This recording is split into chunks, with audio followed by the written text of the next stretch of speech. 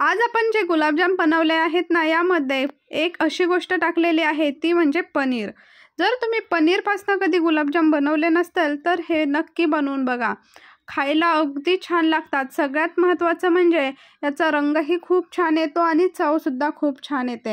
हे गुलाबजाम बनवायला अगदी सोपे आहे। यामध्ये मी कोणते पदार्थ किती प्रमाणात टाकायचा हे अगदी इथे डीपमध्ये सांगितलेलं आहे, त्यामुळे तुम्ही व्हिडिओ स्किप न करता पूर्ण बघा। आणि यामध्ये मी ज्या दिलेल्या छोट्या छोट्या टिप्स आहेत त्या नक्की पाळा, म्हणजेच आपले जे गुलाबजामुन आहेत ते अजिबात चुकणार नाही। इथे मी तुम्हाला 2 ते 3 गुलाबजाम फोडून दाखवले। बघा किती छान असे गुलाबजाम आपले तयार झालेले आहेत। इथे चाचणीला रंग येण्यासाठी काय घातलं हे सुद्धा मी तुम्हाला यामध्ये सांगणार आहेत। गुलाबजाम कसे तळायचे हे सुद्धा यामध्ये सांगणार आहे। म्हणजे छोट्या छोट्या टिप्स आहेत त्या तुम्ही नक्की फॉलो करा, म्हणजे आपले गुलाबजाम हे अगदी छान रसरशीत असे होतील। चला तर मग पटकन गुलाबजाम तयार करायला घेऊयात। इथे मी घेतलेला आहे 500 ग्राम खवा। हा जो खवा आहे तो मी फ्रीजमधून बाहेर काढून ठेवला होता, त्यामुळे तो थंड नाही। तुम्ही जर फ्रीजमध्ये ठेवलेला असेल तर तो खवा गुलाबजाम बनवायच्या अगोदर थोडा वेळ बाहेर काढून ठेवायचा, म्हणजे खवा हा अगदी पटकन असा मोकळा होतो। आता हा जो 500 ग्राम खवा घेतलेला आहे तो हाताने व्यवस्थित कुस्करून आपल्याला पूर्णपणे मोकळा करायचा आहे। यानंतर त्याला व्यवस्थित असा मळून घ्यायचं। मळताना आपण जो तळहाताचा फंजा असतो त्यांनी इथे दाखवल्याप्रमाणे व्यवस्थित असा छान मळून घ्यायचा, म्हणजेच तो खवा जो आहे तो पूर्ण एकजीव होतो आणि अगदी थोडासा असा फुगल्यासारखा होतो। तुम्ही ही जी प्रोसेस आहे ती जितकी चांगली कराल आपले गुलाबजामुन ते तेवढे छान होतात। यामध्ये आहे ती मेहनत फक्त मळण्याची। आता इथे बघा व्यवस्थित एकजीव असं आपण जो खवा घेतलेला आहे तो हाताने मॅश करून एकदम एकजीव बनवून घेतलेला आहे। पहिला अशा थोड्याशा गाठी गाठी दिसत होत्या, आता बघा अगदी छान असा एकसारखा आपला खवा दिसायला सुरुवात झालेली आहे। आता या खव्यामध्ये आपण टाकलेलं आहे सगळ्यात महत्त्वाचं म्हणजे पनीर। आता यामध्ये तुम्ही जे पनीर घालणार आहे ते अगदी फ्रेश पनीर असायला हवे। बाहेरून आणलेले असेल तरी देखील चालेल, आणि तुमच्याकडे जर बाहेरून आणलेले नसेल तर तुम्ही अगदी झटपट असं घरी सुद्धा पनीर बनवू शकता। आता इथे बघा मी 250 ग्रामसाठी 50 ग्राम हे प्रमाण अगदी पनीरचे योग्य आहे। आता इथे 500 ग्राम खवा होता, त्यासाठी 100 ग्राम पनीर वापरायचे। हे प्रमाण अगदी न चुकता तुम्ही वापरा, म्हणजेच ते गुलाबजाम आहेत ते एकदम छान होतील। आता हे पनीर घातल्यानंतर व्यवस्थित आपल्याला हे छान हाताने मिक्स करून घ्यायचं। अगोदर फक्त मिक्स करायचं, नंतर पनीर आणि खवा दोन्ही अगदी हाताने मळून आपल्याला एकजीव करून घ्यायचे। तुमच्याकडे जर पनीर अवेलेबल नसेल तर अर्धा लिटर दुधामध्ये तुम्ही जर थोडाफार अर्ध्या लिंबाचा रस पिळून घातला तर ते दूध फाटल्यासारखे होते। ज्यावेळेस पूर्ण दूध फाटले जाईल तेव्हा गॅस बंद करून ते एका पांढऱ्या कपड्यामध्ये बांधून ठेवायचं, म्हणजेच तुमचे पटकन असे घरी पनीर तयार करून होईल। आता आपण जे पनीर आणि खवा आहे तो मस्त असा एकजीव करून घेतलेला आहे। आता हे एकजीव झाल्यानंतर यामध्ये टाकायचा आहे तो बेकिंग सोडा। इथे व्हिडिओमध्ये दाखवल्याप्रमाणे अगदी 2 चिमूट हा बेकिंग सोडा आपण यामध्ये घालायचा आहे। त्याचप्रमाणे आपण इथे बसेल तितका मैदा घालायचा आहे। इथे या वाटीमधले म्हणजे 2 वाटी मैदा यामध्ये बसलेला आहे। पोहे खाण्याच्या चमच्याने जर म्हटलं तर अगदी 8 चमचे यामध्ये मी पूर्ण मैदा घातलेला आहे। मैद्याचे जे प्रमाण आहे ते अगदी कमी जास्त होऊ शकतं, कारण खव्यामध्ये जर पाण्याचे प्रमाण थोडे जास्त असेल तर मैदा हा जास्त बसेल। आता तुम्ही थोडा थोडा हव्या त्या प्रमाणात मैदा यामध्ये घालून घ्यायचा आणि अगदी पीठ जे आहे ते अगदी छान फुललं पाहिजे तोपर्यंत याला हाताने मळत राहायचं। हे पीठ जे आहे ते अगदी हलकं हलकं होऊन वरती फुलून येतं, त्यावेळेस आपण असं समजायचं की आपलं पीठ इथे तयार झालेलं आहे। इथे बघा आता छान असं आपलं हे जे पीठ आहे जामुनचं ते एकदम मस्त असं आपण भिजवून घेतलेलं आहे। आता याला अगदी 10 मिनिटासाठी आपण झाकून ठेवायचं, तोपर्यंत इकडे चाचणी करायला घेऊयात।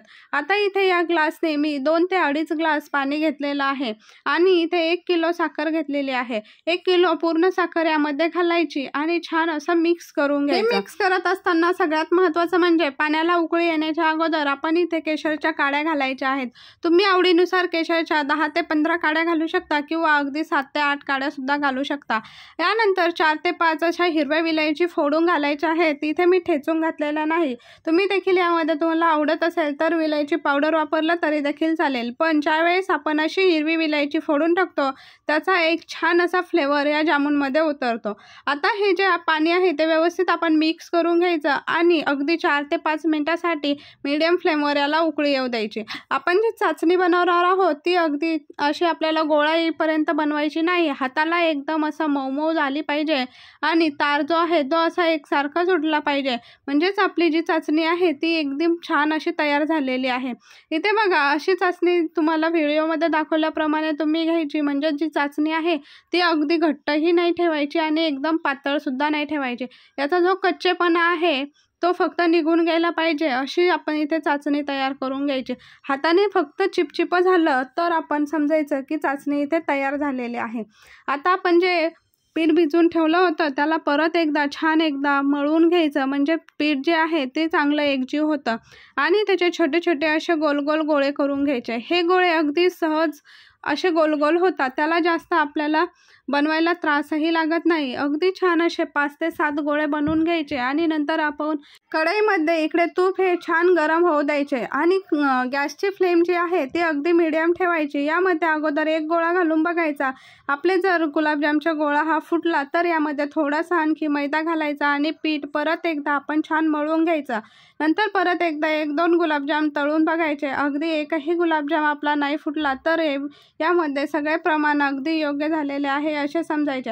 आता इथे बघा मी जे 5 ते 7 गुलाबजामुन करून घेतले होते ते एका लोखंडाच्या कढईमध्ये तूप घालून ते छान तळून घेते. तळत असताना गॅसची फ्लेम जी आहे ती अगदी कमी ठेवलेली आहे. म्हणजे गुलाबजामुन जो आहे तो आतपर्यंत एकदम छान तळेल. आता इथे बघा अशा पद्धतीने तुम्ही गुलाबजाम तळून घ्यायचे. अगदी तुम्ही पटापट जर झाऱ्याने इकडून तिकडून हलवले तर त्याचा आकारही बिघडतो आणि सगळ्यात महत्त्वाचं म्हणजे ते वाकडे तिकडे होतात आणि आतमध्ये अगदी आतपर्यंत छान असे तळले जात नाही. इथे आता ज्यावेळेस ते थोडासा लाल रंग त्यांचा तयार व्हायला सुरुवात होईल त्यावेळी अगदी असं हलक्याशा हाताने सारखं हलवून हे एक बाजू कच्ची आणि एक बाजू छान आपली तळलेली असं होणार नाही याची काळजी घेऊन अगदी सारखे असे गुलाबजाम आपण इथून तळून घ्यायचे. इथे बघा गुलाबजामुनला रंग बघा किती सुंदर आलेला आहे. तुम्ही असा रंग येईपर्यंत गुलाबजाम तळायचे. म्हणजेच ज्यावेळेस आपले गुलाबजाम पाकात मुरतात त्यावेळेस सुद्धा त्याचा रंग खूप छान येतो. आता इथे पाक आपला जो आहे ज्यावेळेस आपण गुलाबजाम टाकतो त्यावेळेस त्याचं एकदम असा जास्त थंडही नसायला पाहिजे आणि जास्त गरमही नसायला पाहिजे. आता अगदी कोमट असा हा आपला पाक आहे. यामध्ये आपण गरमागरम गुलाबजामुन काढून टाकायचे. नंतर अगदी 4 ते 5 तासांनी बघायचं आपले गुलाबजाम जे आहेत ते अगदी छान असे तयार होतात. गुलाबजाम एकाकडे करणं आणि तळणं चालू असताना जसे तळून होतील तसेच पाकामध्ये टाकायचे. म्हणजेच ते गुलाबजाम अगदी छान असे फुगतात. इथे बघा चाचणीही आपली अगदी छान झालेली आहे. पाकही योग्य प्रमाणात झालेला आहे आणि गुलाबजामुन सुद्धा मस्त अशा आतपर्यंत फुगून टम्म झालेले आहेत. अगदी आतपर्यंत रस गेल्यामुळे हे खायला अगदी छान लागतात. तुम्ही एकदा हे गुलाबजामुन नक्की ट्राय करून बघा आणि सगळ्यात महत्त्वाचं म्हणजे आपला व्हिडिओ आवडल्यास लाईक आणि चॅनलला सबस्क्राईब करायला अजिबात विसरू नका.